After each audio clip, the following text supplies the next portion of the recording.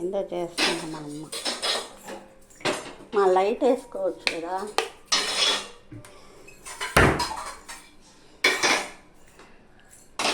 ఏం చేస్తావు? చల్లారిందా? ఇవ్వండి, రాగి సంగటి చేసింది మా అమ్మ. ఇప్పుడు అంబలకంట టిఫిన్కి. వాటిల్లో పచ్చిమిరపకాయ, ఎర్రగడ్డ అవన్నీ వేయాలి కదా.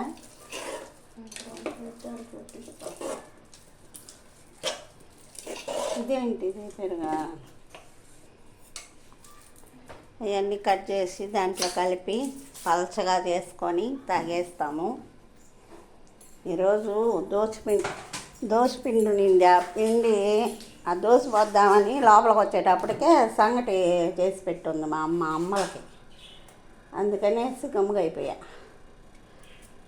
ఇంకా దోశ కూడా లేదు ఈరోజు. చల్లగా అంబలు తాగేస్తాము. ఈరోజు టిఫిన్ మా ఇంట్లో అంబలి. మీ ఇంట్లో ఏం చేశారో కామెంట్ చేయండి.